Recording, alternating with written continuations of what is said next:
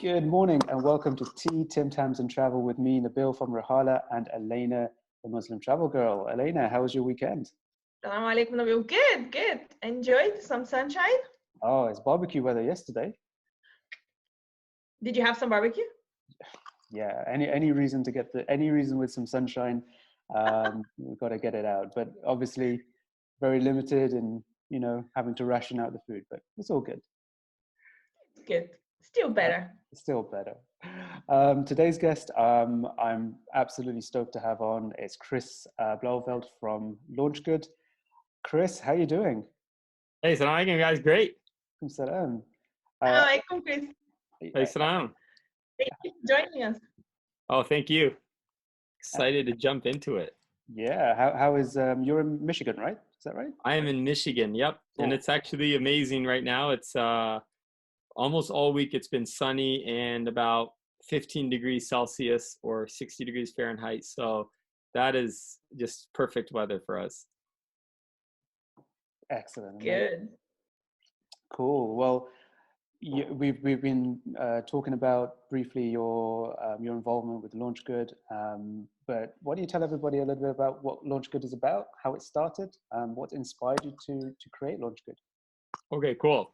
I'll try to be concise, but I also want to tell a good story. So we're going to go back all the way to 2001. Actually, just for you guys, we're going to do a special Rihala edition since you guys are a travel agency.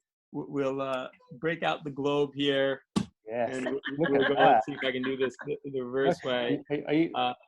There we go. We're gonna start here in Malaysia. Yeah. So I was actually born in Malaysia. Fun fact.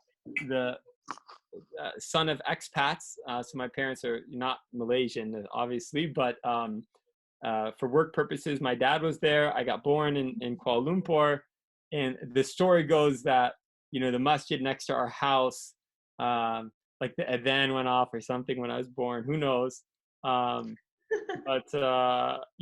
fast forward 16 years from there, I was in Massachusetts in 2001, and I discovered Islam. So I became Muslim right before I was 17 through the influence of a friend who had also become Muslim and autobiography of Malcolm X.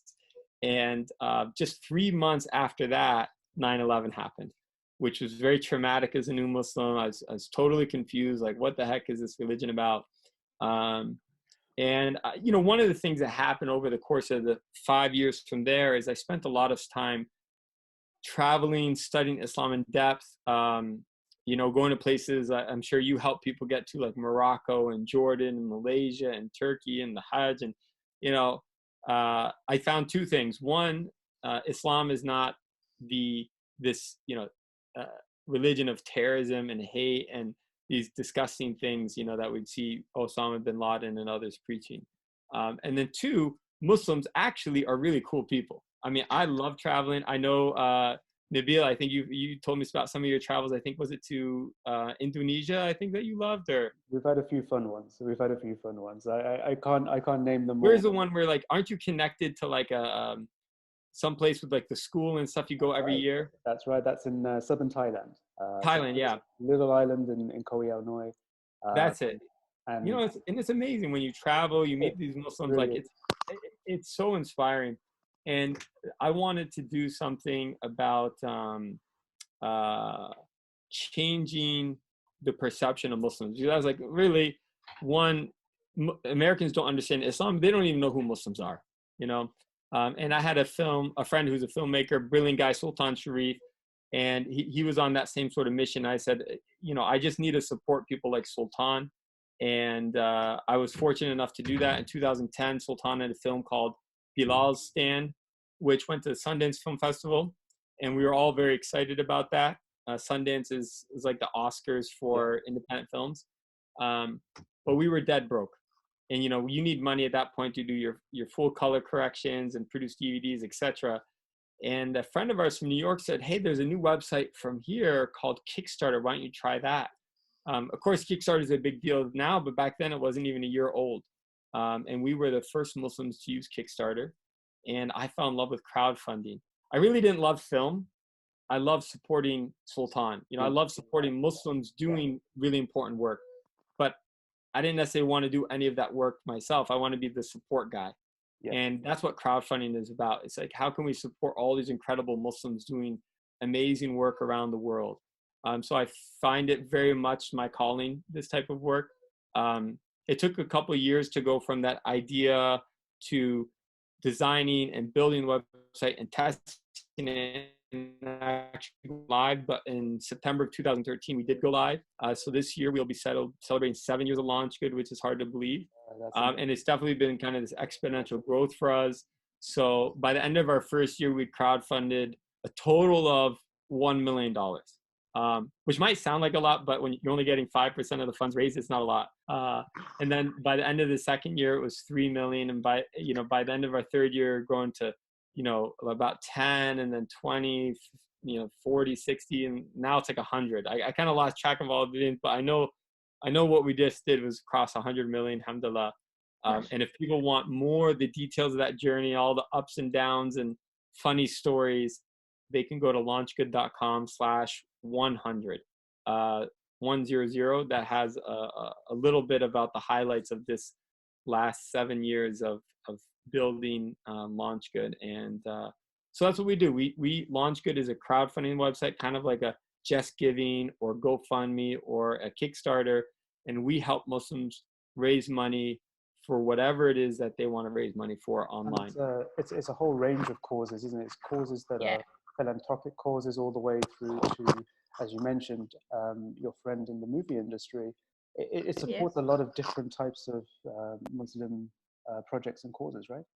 Yeah, exactly. Like right now, we're super busy with coronavirus campaigns, right? Oh, COVID-19, this, that, raise money for communities affected, whether they're people who are sick or died even or lost their job.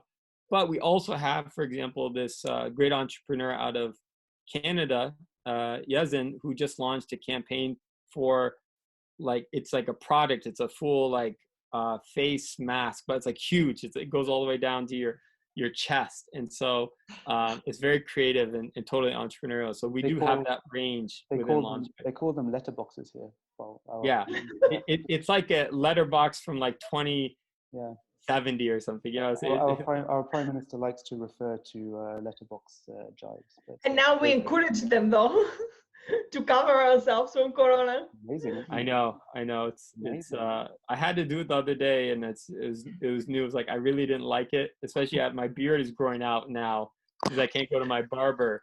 And I put the mask on. I'm trying to grocery shop, and it's like, it's so hot and stuffy. I was like, okay. It's like the focal point's not the cap anymore; it's the beard. It's like the beard is, and the hair is like, it's going crazy. I'll look like one of those guys in the Ertugrul TV show. When the what do they call them? The caps or whatever. So with Launchgood, the one thing I love about Launchgood is the fact that when you look at the projects there, a lot of them are micro projects. So you know that you're directly affecting a cause and a project that's going to go right to the heart of it. There's been a bit of controversy recently around sort of charities and the big charities. How do you feel that Launchgood provides that confidence, to Muslims looking to support specifically charitable projects? Yeah, so you bring up a great point. One of the nice things about crowdfunding is a person themselves can create a campaign. Like, Nabeel, yourself, you create a campaign and take that money and bring it over to that community in Thailand. And people like to see that direct relationship with their donations and the impact it's having. Now, it does take a lot of work to verify that this stuff is legit. And that's where we come in. Some crowdfunding sites will allow anyone to raise money and trust that the crowd or the online community will flag something if it's suspicious. And that's true most of the time, to be honest. But you do see a good amount of fraud at the same time with things like GoFundMe. And so what we do as Launchgood is every campaign that applies has to go through a vetting process. It's just the stakes, to be honest, it's different for us, right? Like if GoFundMe had a terrorist that secretly used them to fund some nefarious activity, nothing's going to happen to them. If it happens to us, I'm going to be wearing like an orange jumpsuit in Guantanamo, right? That's not the type of trip I want to make. So we have to be very careful, but it also gives a lot of trust to our donors to know that if you see something on Launchgood, most likely it's been highly vetted. Now, does the money actually go to where it's supposed to go? Did Nabeel really take it to Thailand? That's upon you and your We've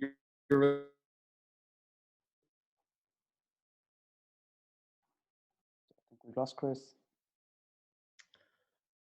No, that was so and we interesting. work a lot with those charities. I mean, I think those charities sometimes get a little bit bad rap. I don't know the whole deal. There's like all sorts of stuff I'm hearing out of the UK, so maybe you guys got to school me on that. But you know, generally these charities, the ones I know, they really work hard. Actually, they 90% of the donations coming in, they turn it around and pump it out, and they're doing really good work. They're doing it at a scale that we can't imagine. You know, I mean, they're feeding 100,000 people. It's like you can't do that with volunteers, and in fact, you would be doing a poor job. And so, personally, I have no issue with them taking a small management fee and stuff like that. But I think it is special. It's very special when you can support individuals directly. And as an example of that, there's a brother here in Detroit who's part of our mosque community. So Launchgood office is in the heart of Detroit, right next to a masjid, a very diverse masjid, racially and also socioeconomically.